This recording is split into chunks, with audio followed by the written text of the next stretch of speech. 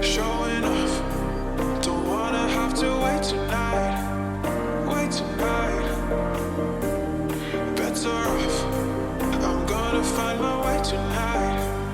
Won't you talk to me? I wanna heal your sorrow. Won't you talk to me? We'll make a new tomorrow. Won't you talk to me? We'll make this happy. E agora eu vou ler o princípio do Jorei, a segunda parte, que está na página 138 do Alicerce volume 1 e revisado, para que possamos reforçar ainda mais este processo de mudanças. Para explicar o princípio do Jorei, torna-se indispensável o conhecimento de um fato que passo a expor. Todas as coisas existentes no universo são constituídas não só de matéria, mas também de espírito, invisível aos nossos olhos. O ser humano, logicamente, é igualmente formado de espírito e corpo físico. Numa classificação sumária, o espírito é a essência do Sol, o corpo físico, as essências da Lua e da Terra. Em termos mais compreensíveis, o espírito é fogo, yang, masculino, frente, vertical e dia. O corpo, por sua vez, é água, yin, feminino, verso, horizontal e noite. A ciência, porém, não admite a existência do espírito, objetivando somente a matéria. E isto é que constitui o erro fundamental. Ora, se o ser humano fosse desprovido de espírito, não passaria de um simples objeto. Seria apenas uma matéria inanimada como o pau e a pedra, sem vida e sem atividade mental. A razão do erro da ciência, até hoje, consiste em não compreender essa teoria tão simples. Para os cientistas, no espaço só existe o ar, nada mais. Todavia, a verdade é que, além do ar, existe um número incalculável de elementos invisíveis. Lamentavelmente, a ciência ainda não progrediu a ponto de detectá-los. Por felicidade, eu descobri a existência desses elementos, tendo dado ao conhecimento obtido o nome de ciência espiritual. Com essa descoberta, evidentemente, iniciou-se a época em que as doenças, o maior sofrimento da humanidade, serão extintas. Tudo o que diz respeito a elas, e permanecerá obscuro até hoje, foi elucidado. Portanto, podemos dizer que as pesquisas no campo da medicina não formam como existe hoje, não serão mais necessárias.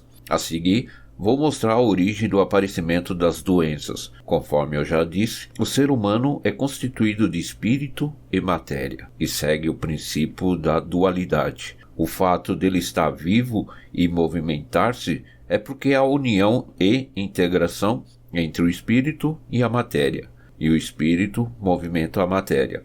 O espírito possui a mesma forma do corpo físico, e dentro dele localiza-se a consciência, no centro da qual, por sua vez, está a alma. A ação dessa trilogia manifesta-se como vontade, Sone. O espírito, que é invisível, ou seja, a vontade, Sone, governa o corpo. Portanto, é como se o espírito fosse o chefe e a matéria o subordinado, isto é, o espírito rege a matéria. Dando um exemplo simples, quando uma pessoa movimenta os braços e as pernas, estes não se movem livremente por si próprios, mas sim obedecendo à vontade Sone da pessoa. Todas as partes do corpo, sem exceção, inclusive a boca, o nariz, os olhos, etc., mexem-se dessa forma. Até a doença obedece ao mesmo princípio. Para que possam entender bem, vou exemplificar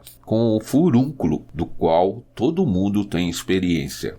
O furúnculo surge como uma pequena protuberância e vai inchando gradualmente e tomando uma cor avermelhada. Normalmente, vem acompanhado de febre e a pessoa começa a sentir dores e coceiras no local. Esse fenômeno constitui uma atividade de eliminação das toxinas do corpo físico por ação fisiológica natural. As toxinas acumulam-se em determinada parte do corpo e são dissolvidas e liquefeitas pela febre, o que torna sua eliminação mais fácil. Este é o processo de recuperação natural. Para formar um orifício de saída, a pele fica mais fina e flácida. Portanto, a coloração avermelhada é o sangue tóxico, visível por entre a pele, que se tornou fina e transparente. Depois, um pequeno orifício se abre e o sangue tóxico com pus começa a sair imediatamente. Com a sua eliminação, termina a purificação. A explicação acima diz respeito ao corpo físico. Contudo, em que condições se encontra o espírito nessa ocasião? Ele apresenta uma espécie de nebulosidade no mesmo formato do furúnculo. Em outras palavras, nuvens espirituais. Quanto mais grave a doença, mais densas são as nuvens. E por que motivo elas ficam concentradas numa parte do espírito? Através do processo contínuo de purificação, as nuvens espalhadas por todo o espírito se reúnem em determinado local e surge a ação eliminatória. Isto constitui a doença. Existe, pois, uma relação inseparável entre o espírito e o corpo. Assim sendo, no caso do furúnculo, o tratamento médico promove a eliminação do sangue tóxico com pus através de perfuração ou incisão, mas isso é um grande erro, pois, na maioria das vezes, a intervenção é realizada antes que o sangue atinja suficiente concentração. Por essa razão, mesmo depois da incisão, o sangue purulento continua se acumulando nesse local por um longo tempo e, às vezes, a cicatrização torna-se demorada. Por esse mesmo motivo, a cicatrização da cirurgia de apêndice, por exemplo, pode levar anos. Um médico experiente aguarda o furúnculo amadurecer suficientemente para realizar a incisão. Este procedimento torna a cura completa mais rápida. Se desde o início a pessoa não se submeter a nenhum tipo de tratamento e esperar até que o furúnculo amadureça suficientemente e deixar que o sangue tóxico com pus seja eliminado através do orifício que se abriu naturalmente, verá que o resultado da cura é bem mais simples e rápido em comparação com a cirurgia. Por exemplo, o furúnculo perfurado prematuramente leva 1 mês para ser eliminado. O furúnculo maduro, que sofre uma intervenção, 10 dias, e o que segue o processo natural, sem qualquer tratamento, 5.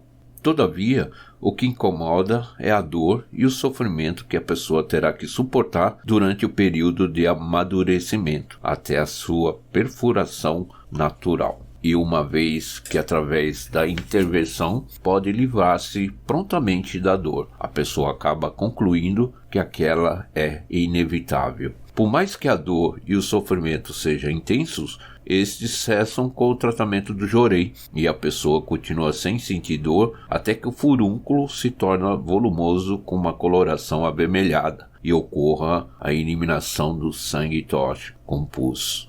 Diante de tal fato, todos ficam abismados. Vou falar a seguir sobre esse princípio misterioso. Há pouco, referi-me ao princípio do espírito precede a matéria. Contudo, ele não se aplica apenas ao corpo humano. Todas as coisas do universo, sem exceção, obedecem a essa lei. Por conseguinte, o objetivo do jorei é eliminar as nuvens espirituais. Através dele, as nuvens entram em colapso. Em outras palavras, o espírito delas morre. Mortas, obviamente, elas perdem toda a sua força e deixam de estimular os nervos. Esta é a razão do desaparecimento das dores. A seguir, explicarei o princípio pelo qual o jorei promove a eliminação das nuvens.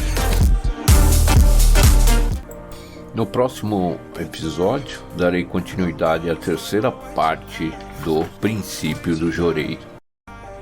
Quero agradecer mais uma vez pela sua audiência e compartilhe irei colocar links para que você possa perguntar ou tirar algumas dúvidas.